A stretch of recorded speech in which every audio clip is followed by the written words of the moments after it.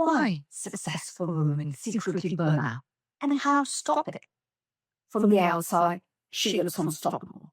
She's got the promotion, the applause, the perfect Instagram shot. But behind the curtain, she's crumbling. Everyone celebrates successful women until they look closer. Because what it looks like is you're having it all often feels like losing yourself. And here's the part nobody tells you. Burnout isn't solved by yoga mats, bubble baths, or positive affirmations. Those are corporate pacifiers. What are the real reasons successful women burn out? They are deeper, darker, and far less comfortable to admit. And once you see them, you will be able to unsee them. By the end of this, you will know why the ceiling isn't glass, it's scorched. The myth of having it all. Let's start with the biggest lie, having it all. We tell women, you can have the career, the family, the social life, the flawless health routine, the dream house. And when a woman pulls it off, we applaud her like she's superhuman. But let me show you what that actually looks like behind the scenes. Most women who have it all juggling 3 jobs, their actual career, their home life, and the invisible job of coordinating everyone else's lives. And the only way to survive that load, you outsource. You hire a nanny. You pay for a cleaner. You call your parents to step in school runs. On paper, it works, but here's the uncomfortable truth. Success doesn't erase the workload. It redistributes it. This means that your burnout doesn't disappear. It just runs into someone else's back. So here's the claim one. The hidden cost of outsourcing. So let us be clear. Outsourcing can be a lifesaver. It can also free up time, to protect energy, and keep families running. But here's the flip side. No one wants to discuss. Outsourcing creates a secondary burnout economy. Every woman having it all, there's often another woman less privileged quietly burning out in her place. Think about it.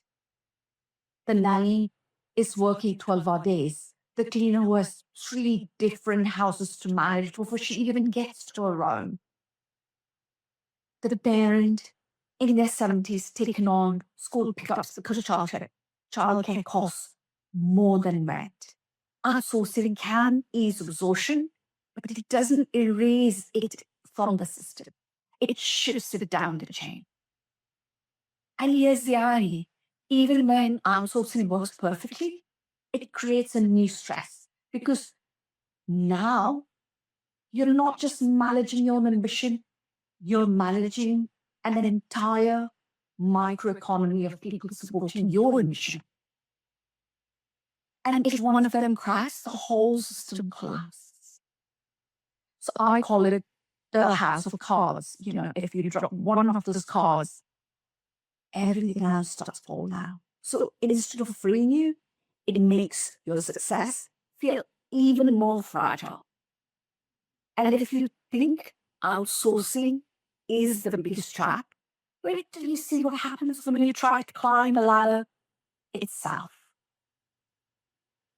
So, claim 2, the tilted ladder. Picture this. You know, 2 people climbing up a ladder. One ladder is straight and sturdy, even spaced, and the other is tilted at a sharp angle, slippery, missing a few rungs. All climbers might reach the top, but one burns way more energy when getting there.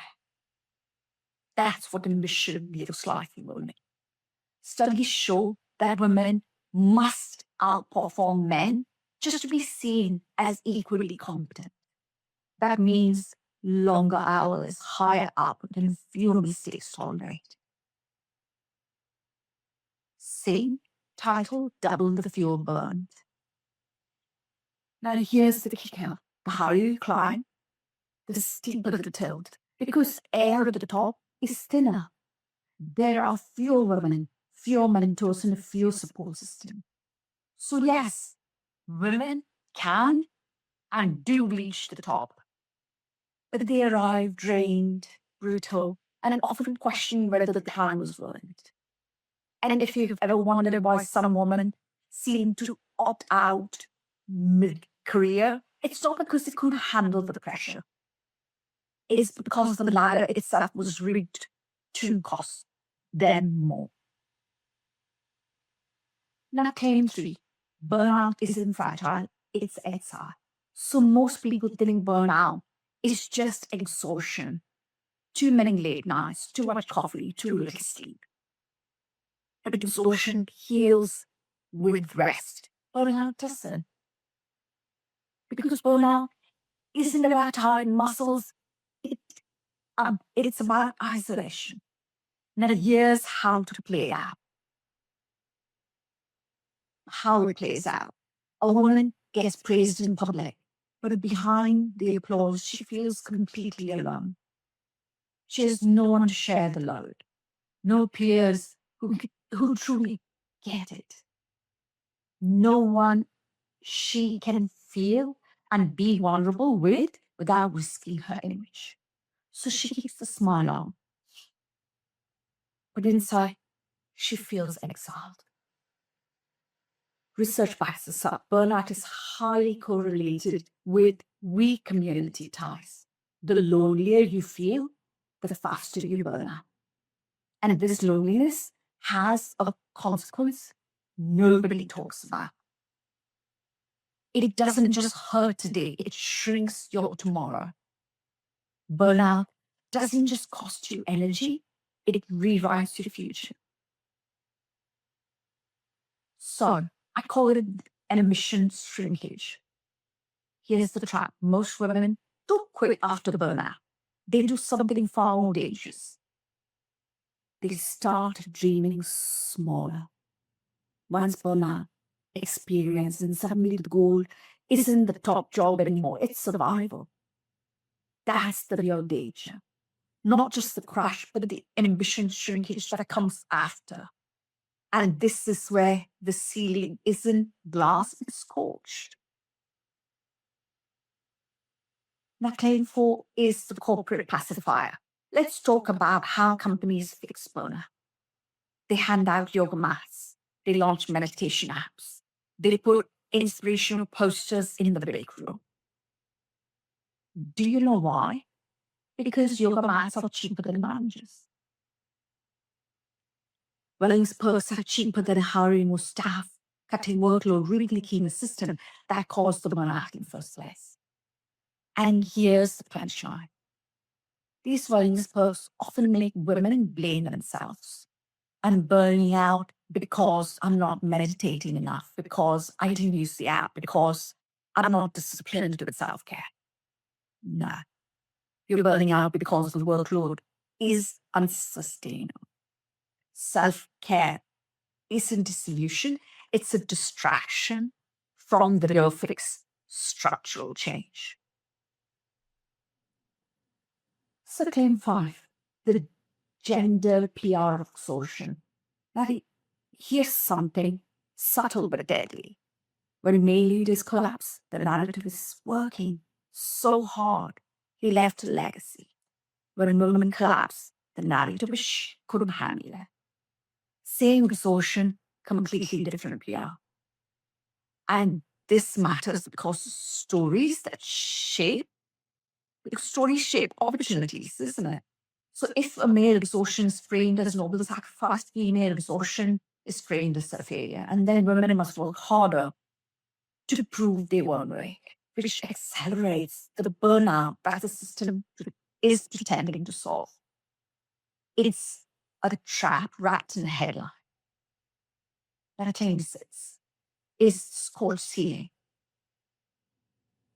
And here's the hidden cost that ties it all together. The price of burnout isn't the crash. It's what happens after. Too many women start aiming high because they lost the talent, not because they lost the talent, but because they lost the faith. The ceiling isn't just glass, it's scorched.